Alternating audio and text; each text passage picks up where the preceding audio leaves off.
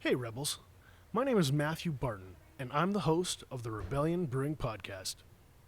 Today's guest is Victor Roman. He's the executive director of Big Brothers Big Sisters of Regina. I think we've all heard of Big Brothers Big Sisters before and how they do mentorship and role model work with at-risk youth living in our community. One of the things we talk about at Rebellion is how to make the community better and how to improve the lives of people who live here. That's kind of why we support street culture and their programs with young artists who've done murals and face painting and construction, all in our space. But sometimes it's kind of hard to measure the impact of groups like street culture and Big Brothers Big Sisters until somebody actually does. A study in 2013 indicated that for every dollar invested in Big Brothers Big Sisters programming, they resulted in a net return of $18 to $23 in social investment. The study also indicated mentees had a higher level of happiness and a stronger sense of well-being and belonging. And they were more likely to go on to earn more money in their careers. I don't know about you, but if I could place a bet for every dollar that I'd get $18 back, I think I'd make that bet. And I think you would too. So, let's get into it.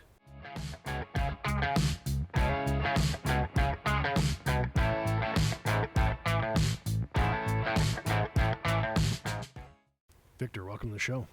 Thanks for having me, and thanks for giving that little pitch because you just went through a lot of the notes that I don't have to go through now. So we're open just to chat about whatever we want. No, honestly, that was awesome. Thanks. How's your day going? Good. It's a Monday morning. It's cold out, but it's starting to it's not minus 45 anymore. So, and I know by the end of today, it's going to be, I think it's supposed to be around minus 6. So I can't complain. But I've had enough of this cold. No, me too. But today is the end, at least for probably like a day. But we'll see. Right before I came over here to record this, I slipped in a snow rut. Yeah. And I basically exploded. I almost lost a boot. My backpack went one way. I lost my toque and my glasses. Yeah. That's how hard I hit the ground. I haven't had a fall that dirty. Mm-hmm. Since I slipped after freezing rain at my parents' house. They had 4 steps up to their door. Yeah. And I slipped with a full case of 24 beer in my hands. Every single bottle shattered. And it was so cold that night that I didn't have time to clean up the beer because it froze to the ground while I was collecting myself. Yeah. I feel like it's been that kind of cold here. Oh, yeah, it has. It's definitely been that kind of cold here. Well, my only cold story is I'm a parent of a 2-year-old, so every morning I've got to get him bundled up from daycare for daycare. And this last week, it's taken about twice as long to get him dressed than it has to drive him there, and that just drives me mad. It gets easier, I would say, about age 3. Oh, yeah. But until then, you're just in it. Oh, yeah. It's thankless. Good to know. But speaking of something that's a little less thankless, yes, you're a big brother. How long have you been involved with the organization? All right, yeah. So I guess to give a little bit of my background with the organization. So I became a big brother. It was around 6 years ago. And then I've been the executive director here for just over a year. But as far as getting involved in Big Brothers, when it was just called Big Brothers was, when I got out of high school, I originally went to school to become a social worker, and I had the intent of becoming a youth worker. Somehow, somewhere down the line, I ended up a graphic designer at an ad agency and kind of grew that career instead. So with that said, when I kind of became that graphic designer, that itch to be involved in some way, shape, or form with youth was still there. And I knew our last executive director through my design role because I did a lot of work with him. So I ended up, talking to him, and finally the time was right where I felt like I had enough free time to dedicate, and I just said, yeah, I'm ready to become a big brother. So I've had, I call him a little. He's 15 now, and he's taller than me, so I'm just going to say my buddy Tegan.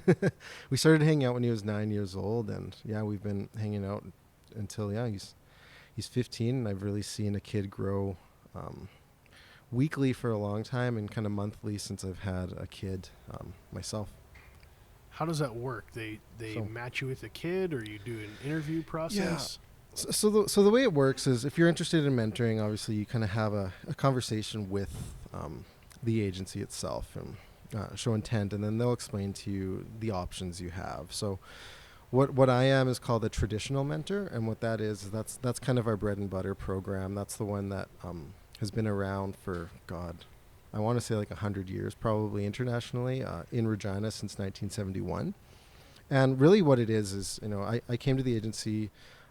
They do a bunch of checks to make sure you're safe to hang out with the kids. So you do, God, I can't remember the name of it, but you do like child safety, criminal record checks, things like that, to show that you're clear. So as long as you've got a clear record, you're kind of good to go through the application process. And then what they'll do with mentors like myself is we'll figure out, okay, well, what's this guy like?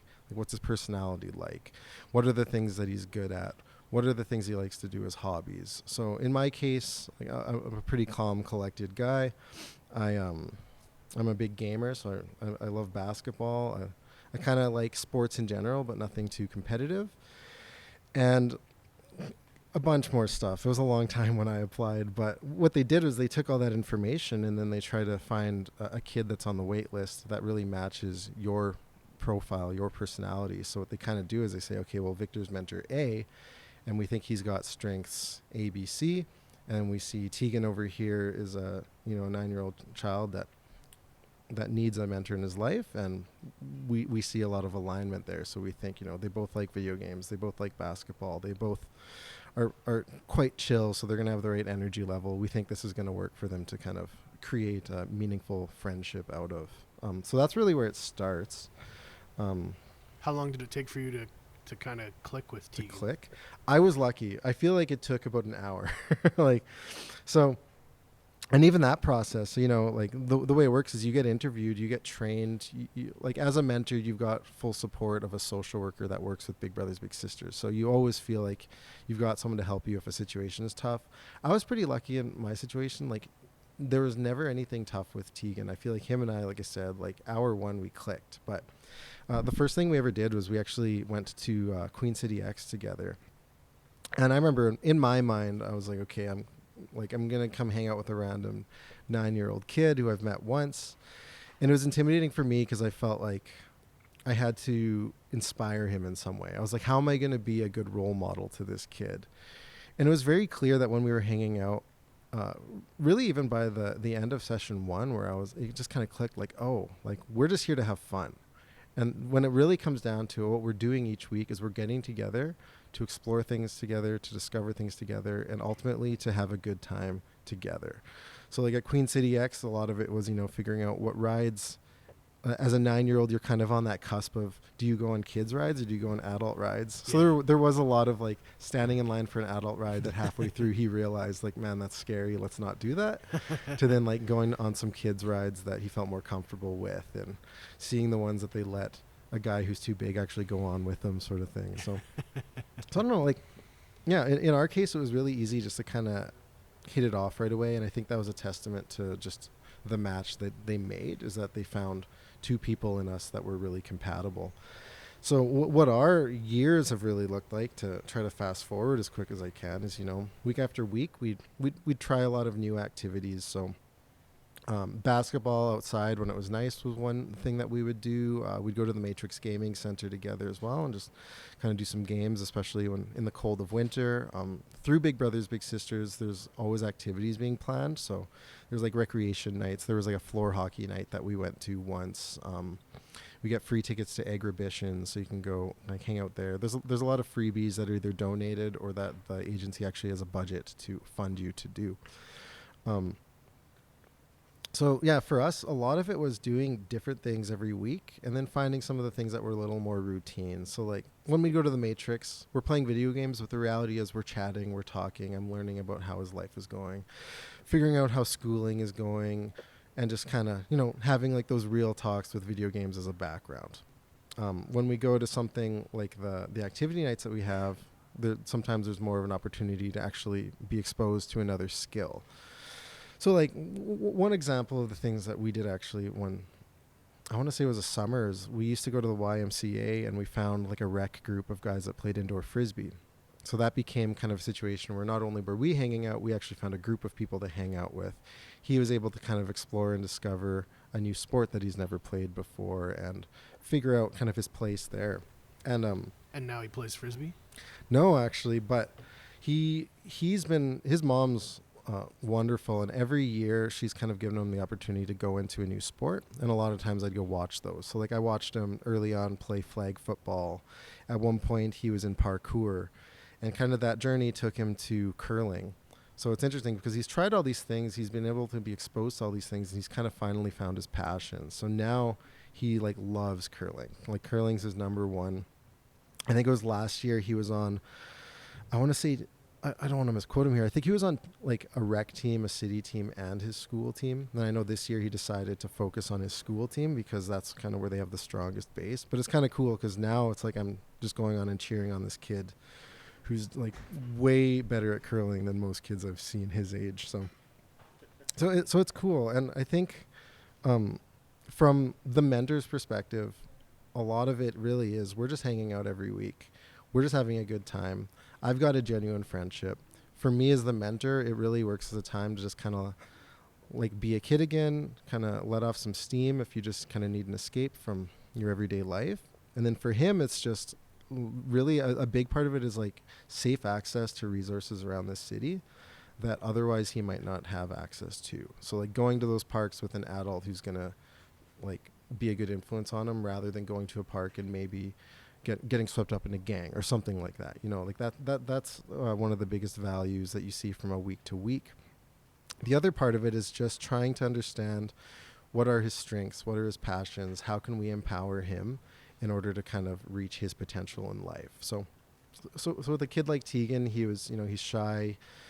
His situation, which is a very common one, was he has a single parent situation, so he never had a dad in his life. And that's something that, we never even talked about the background of that until years in, because the reality was I didn't need to know it. I just needed to give him that extra person in his life that kind of would help at least supplement that a little bit. So now it's kind of funny because he was 9 years old. We've been hanging out for a long time. And a couple of years ago I had a kid, and that really shifted our friendship a little bit, because suddenly now I was drowning in like, how do I take care of an infant? And I'm still like, I have no idea. Nobody knows how to parent is my real answer. But it was kind of cool because him and his mom were very excited and open and welcoming to kind of introduce my child into the world. So now if you walk into my kid's room, I have like Tegan's Bob the Builder computer that he had as a kid.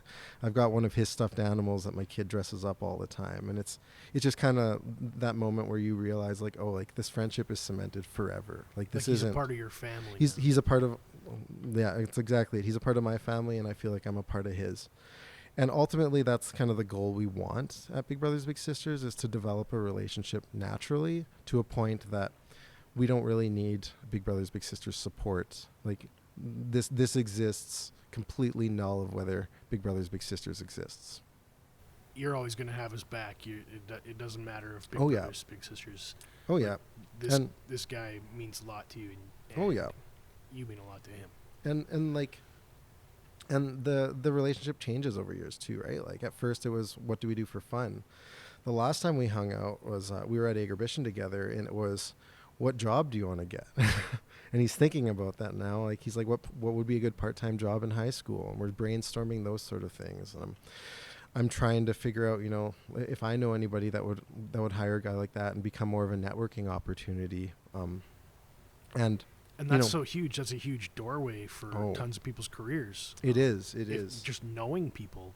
Oh, knowing people, God, I want to just like make up stats now, but knowing people has got to be like at least 3/4 of the reason why people get jobs. It's 100% the reason why I've gotten every job I've had out of high school. It's funny when I think back on it. My credentials maybe opened doors, but it was never the credentials that got me the job. It was who I knew. Yeah. Networking, connections. It didn't matter how hard you worked or how good you were. There's a million people who are good. Yeah. It's who you know, and if you have a good attitude. Yeah, that's exactly it. It's like, who can you become? Which is not fair, but it's kind of how it is. It's not fair, but it is that bias that I think we all have, and it is important to at least recognize it. So that was really in a short, like a story of what 6 years kind of looks like, at least in my case. If I'm to put it on, I actually have a piece of paper beside me that I'm going to kind of reference now. Our national office did a really good job summarizing like what that process really is from behind the scenes. Like, what are the things that are happening while us as the mentor are naturally doing this? And first off, when we look at the kids that come through our doors, what we're looking at is what adversities are they facing, and we like to use the word adversity. I think it's more common in the past to kind of say youth at risk. I think the reality is every youth is at risk. It's what degree of risk do they have? And if we look at it from more of a strength-based language, we like to say adversity, because the idea is, and we see this with all the kids that come through our doors, is that these are strong kids. These are strong-willed kids. These are kids, in some cases, that have been through really traumatic things and come out the other side. So we're not looking at kids that are weak, but we are looking at kids that are strong and need to become stronger. So what we try to do is, kind of identify what are the adversities that this kid's facing. So like in Tegan's case, being like having a single parent situation, that's a really easy one to understand. We've seen kids come through our door. This is actually probably the most extreme case ever, but I think we saw it was around a 6 or 7 year old kid come through our door who was already feeling feelings of suicide.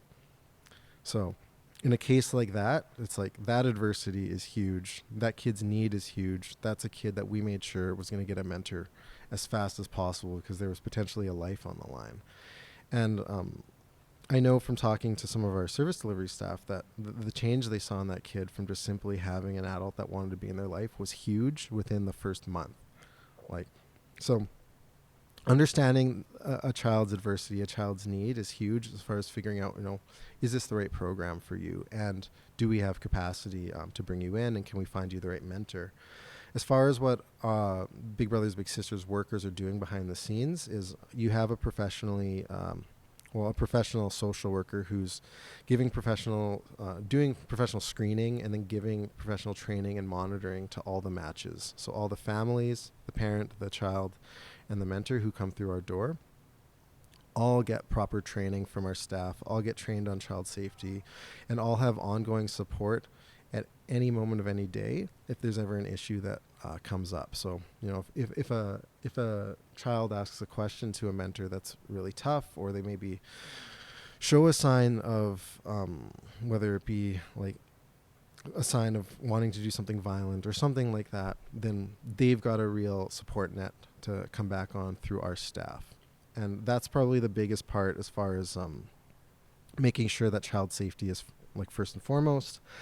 And a big part of that from the social worker's perspective is that when they're doing monitoring, which is monthly for the first couple of years, is what they kind of get to do is probe you a little bit and guide you in the right direction. Because the reality is, and one of the things that you said, which is very true of our problems, is that it's hard to find the data for this stuff. One thing I'm excited to say is we're working really hard, both locally and nationally, to start capturing that data so that it's not just those one-on-one stories that something's good is, but you don't really understand the full impact. But out of that data that we're trying to start accumulating, there's kind of 3 pillars of where we're looking for success in kids. So one is social emotional competence. What that means is kind of your general relationship skills. How do you do in social situations? Do you make responsible decision making? Are you self-aware? Can you take care of yourself well? The other pillar, which is very closely tied to that, is mental health and well-being. So what that means is like, do they have a positive identity? Do they feel comfortable in their own skin? Do they feel mentally well? Are they suffering from any mental hiccups in their life? Do they feel socially included? Things like that. And then the last pillar, which is a lot of where actually I'm starting to see this with Tegan and myself, is that educational engagement and employment readiness. So in his case, like I said, now I'm trying to help this kid think about, okay, you're in high school, what does your future look like? What do you want to study after? Do you want to study after? What's the right job for you? What's the right job for you right now? So just having that person kind of, again, with the support from the staff, these are the types of things that you're here to really help with. And these are the things that your little actions every day can make a difference with, is huge for us. And we're just in the process right now with our programs of putting in a new data tracking system so that we actually have a gauge of, from year 1 to year 2, what was the progress we saw under that social competence, what was the progress we saw mentally, and what was the progress we saw in school. So for us behind the scenes, we're really paying attention to a lot of that. I would say probably as a mentor, and definitely for the first few years as a mentor for myself, you don't notice it as it's happening, but you really are naturally being pushed towards those outcomes as a mentor. There's one thing you said that kind of tweaked for me. You're talking about mental health and wellness. Yes. One of the things I've been thinking about and reading about is that when we get sick physically, we can go to the doctor and we can get care. Yes. But if we struggle with mental health, like say sadness or depression, anything, it's harder to go to a doctor to get care. Yes. But when we tell people we have issues with mental health, they assume it's like a permanent forever thing or always happening. But it isn't necessarily. It could be something that you can overcome. It's about resiliency. Yeah. And when you were talking about those mental health and mental wellness skills, it kind of sounded like you're talking about teaching the kid resiliency skills. Yes, absolutely. Teaching them No, that's exactly right. Like teaching kids resiliency skills and making sure that they feel well supported. Like I've even heard of one case where there was a kid who like cries a lot just because they're emotional. So like during a hangout, you can be having fun and what like little things will trigger and they'll cry. And like one of the things we've seen is that kid now, like this is how we track it for that kid. It's like, oh, like, well, they seem to be crying every visit. Now they haven't cried in a month sort of thing. So you can see that starting to build just based on luckily having a great mentor who, again, had our support, that was able to get some advice, that was able to go back to the kid each week and find ways to help them cope with the issues that they were feeling at that time. And the whole mental health portion of it, like you say, is huge. Like even with like, have you ever taken a sick day for a job just because like you didn't have a flu, but you just felt bad that day? Because I have. I haven't. Now that I think about it, I take have sick days for my kids mostly. Yeah, that's true now. I know in the past, like I have before, I'll say that very vocally, and I've had in past careers like very mentally tolling jobs. And I remember like doing it a couple times and you feel guilty. But the reality is, in hindsight, when I look back at those times, is like, sure, I wasn't physically ill. I wasn't puking. I wasn't shivering. I couldn't take my temperature and tell you this is how high it is. But I was just mentally beat. And I can tell you that by laying on a couch all day, that I felt a lot better to go in the next day and be way more productive. A way to recharge your batteries. Yeah. So that's like the least amount of mental health issues you have. Do you think that's something that employers need to maybe think about or understand? Oh, absolutely. Absolutely. That's one thing that we have for our staff is we have personal days, which essentially work as additional sick days, but you don't need to be sick to take it. It's that day where you wake up and you just really don't feel like going into work. And that's the sort of thing that I wish more employers would do for their staff, simply because, we do talk a big game about mental health. I think the Bell Let's Talk campaign is probably coming up here right away. And there's a nice little week there where we all, post our posts about it.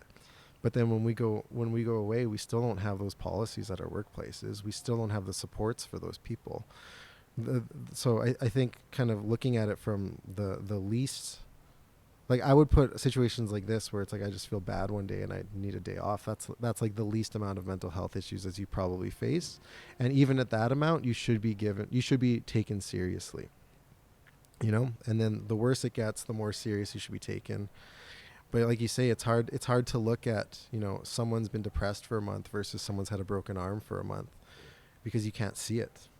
So part of it is like you've almost got to trust the person. And from a medical standpoint, we've got to have a better way of diagnosing it, I guess.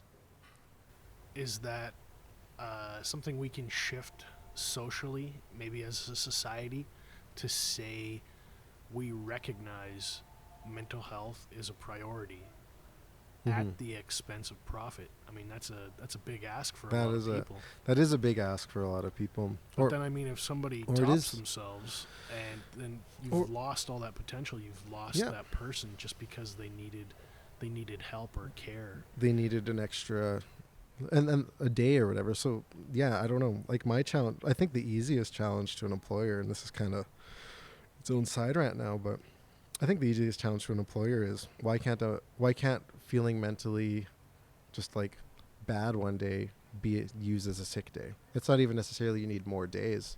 It's just let that replace a physical sick day. And that kind of flows from your thinking with Big Brother. Is that a lesson you've learned from Big Brothers Big Sisters in your experience? Like, it sounds like you kind of, that's a holistic kind of view. It's a holistic view for sure. It's something that the past executive director I think took very seriously, at least at our place as an employer, and it's something that I literally thanked him when I came in and saw some of his policies around that, because I was like, I've never worked anywhere that's had this, and I've worked everywhere that needs it. And I don't mean that like, so I came from an ad agency background and a print shop background, and I'm not saying anything negative about those industries, but there's a reality of very tight deadlines all the time. And there's a reality in our society that we don't have the right processes yet to really cater to those. So part of my hope and our hope through this program is when we talk about, the kids coming through our program and becoming more employable, you talk about that emotional resilience, and it's that ability to actually have more capacity in a workspace environment. But my hope is that beyond that, I'm hoping that by the time all these 10-year-old kids are actually in jobs in their 20s, I'm hoping that they're more resilient, but I'm also hoping that the conversation for them to just say, hey, I feel bad today, I need a day off. I hope that that's something that more and more employers at that point are just happy to have and you don't feel ashamed to do. One of the memes that I've been seeing floating around the last couple weeks about the storms, the winter storms, it's saying like, doctors saying take a day. Yeah. All these reasonable positions and peoples are saying, oh, just take the day off. Don't worry, don't come in. And then at the very bottom it says, minimum wage labor boss. Oh, are you still coming in today? Yeah. It's like, oh, I lost my arm in a car accident. Oh, are you still coming in today? Yeah. And, it's supposed to be a joke, but it does kind of feel like there's a little bit of truth to it. Well, there is. When you are easily exploited, you are sitting at the kind of the edge. Yeah. You're on that bubble. Mm-hmm. It's harder. Oh, yeah. To ask for those things, to ask for a day. Yes. Or even respect. And it's interesting to see those frustrations bubbling out. It's kind of like the part 2 of OK Boomer. Yeah. Millennial frustration with, I've worked so hard, and it's still very hard to get ahead and feel well. And it's interesting that you bring this all up. Now it's all connecting these dots in my brain. Yeah. No, and like what I've really seen through a program like ours is I think the general perception of like a Big Brothers Big Sisters is, like you say, like when we were talking before you started, and I asked, when you think of a big brother, it's like, what do you do? It's like, well, it's a guy that hangs out with a kid on the weekend. The reality is, as I said, like short answer, 100% yes. Long answer is kind of everything we've been talking about, is that the reality of that is not only does it have a great impact on a kid, is that a program like this, when the kids who need it the most are getting it, is having a massive impact for the rest of not only their lives, but the community's well-being, whether that be having better employees to hire, having a lower crime rate, feeling safer. And beyond that, this is something that really is anecdotal, but a lot of people who were a little sister or a little brother become a big brother or a big sister later in life. They see the value and they want to give back. They understand that value. And even some of the people, like becoming the executive director, I think suddenly everybody who had any sort of history with this program started to talk to me about it. And I ran into a friend of mine that I had no idea was a little brother once at a Safeway, and you could just like see like the emotional impact, like for a positive, it's had on his life now, thinking back on it from like 20 years later, sort of thing. And he looked at me and he said, he's like, it's like I always wanted to be a big brother and I've never found the right time to do it. He's like, but this has always been on my head. It's like I've always thought about the fact that the community gave to me, and I've always wanted to give back. And even just having that mindset is huge when we look into future generations, whether it be the next generation of someone giving to a fundraiser or the next generation of like true philanthropy. What barriers exist for Big Brothers Big Sisters? Are you guys in high need of new volunteers?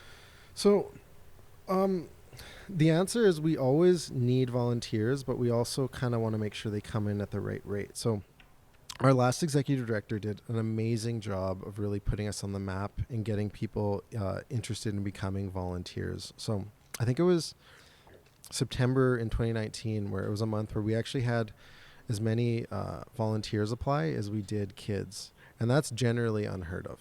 So when it comes to us getting volunteers right now, we're pretty confident that we've got kind of the right relationships in place and we've got the right reputation, that when we ask, we're going to receive pretty well what we want or what we can handle. Our biggest challenge really is our capacity to do the work with families and with mentors and with kids. So I've got this again just to make sure I don't kind of misquote it, but right now we used to do group programs and we used to serve a lot of kids through that, but we realized that we have a huge wait list just for that one-on-one traditional match. So we're really focusing all of our eggs in our traditional programs right now, where it's a one-on-one mentor. So if we look at those programs, we're serving about 80 kids, and that's about our capacity. The reality is our wait list is over 175. It was 175 the last time I checked, and I know it's gone up since then. So there's a real challenge to have the resources and to be able to reach all of those kids. And what it really comes down to is, if you come in our program, it's that professional social worker. That's the person who's guaranteeing child safety. They're the ones that are understanding the ins and outs to creating a match like me and Tegan, where they're the right match and they're probably going to succeed. They're the ones that when that kid is crying every month, the mentor probably has no idea what to do. But they're the person who has seen this from other employment, who's been trained on this, who can actually help them. And from a reporting standpoint, like, they do a lot of work, and they really are the meat and bones of what makes sure that these relationships are turning into something amazing. So what we're really looking for is stable funding to be able to bring in at least one more caseworker. Because that's a huge challenge that we have, is with our funding right now, we really can't support to bring in one more full-time staff, but we really need to. The couple ways we are looking at alleviating that wait list is, and this is happening nationally, is there's becoming a graduation process. So when you talk about a match like me and Tegan, we've been matched for over 6 years. The reality is, if they stop paying attention to us after 2 to 3 years, we'd be in the exact same boat, because we never needed support from them anymore. We've kind of do our own thing.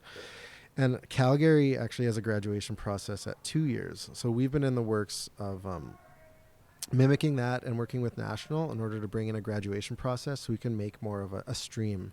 So we know, like, we're going to start a lot of really good relationships, and we're going to figure out what that looks like after they've graduated out of our program.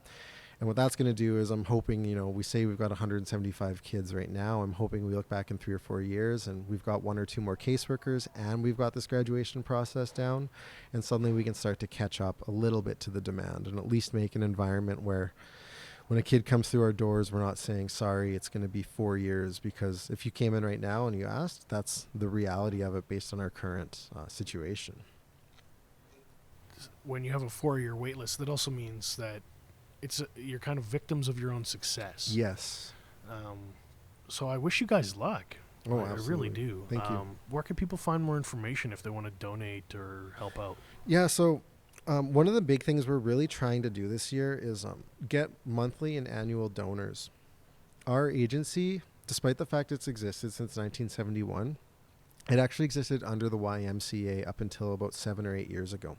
So what happened is, once we kind of left those doors and went on our own, is that suddenly now it wasn't just like a small program in the YMCA. We needed to find our own funding. So despite the fact we're so old, as far as like figuring out, who are our corporate sponsors, who are our monthly donors, like, it's a very small pool that we actually pull from. So for us right now, the more steady monthly or annual donors that we get, the more steady stable money that we can actually put into hiring a staff. And we really want that steady, stable money for it, because if we rely on a fundraiser that breaks a record and we hire staff on it, we're not the type of program where we just hire a staff for a summer and run it and we're good to go. It's like, no, this person's got to be here for 2 or 3 years. It's got to be more sustainable. It's got to be more sustainable, because otherwise, we bring in a caseworker, we match 30 to 40 more kids. And if we lose that caseworker in a year, suddenly there's 30 or 40 kids that need support that we're struggling to give them. So for us, it really is that stable way to do it. So if you go to our website, it is bbbsregina.ca. We have a donation portal there where we're currently seeking monthly and annual donors in order to kind of grow that to a point that we can serve more kids. And what we've kind of calculated based on the way we run things is it's about $1,200 a year in just human hours and just those caseworker hours in order to successfully match, train, support, graduate those kids. So what we kind of do is we've broken down different donation amounts to show like how much your support's actually going to give, all the way up to, if you gave $100 a month, you'd literally be supporting a match a year. That's awesome, man. Yeah. Well, Victor, I want to thank you for your time today. This is really a great conversation. Yeah, thanks for having me on. It's deadly. Rebels, thanks for listening today. I'm going to include links in the show notes so you can find more about Big Brothers Big Sisters Regina. If you have any questions or comments about this episode, be sure to join us on our Facebook group page, the Rebellion Brewing Podcast. You can find it on Facebook just by searching Rebellion Brewing Podcast. It's that easy. I'm also proud to let you know that the Rebellion Brewing Podcast is an affiliate member of the Saskatchewan Podcast Network. If you're into podcasts, you're looking for great content produced right here in our province, the Sask Podcast Network at saskpodcastnetwork.com is a great one-stop shop to discover local stories to listen to. New episodes and new beers are coming out all the time, so be sure to check us out on Facebook, Instagram, and Untappd to keep your finger on the pulse of the local craft beer scene in Regina and Saskatchewan. Thank you for joining the Rebellion.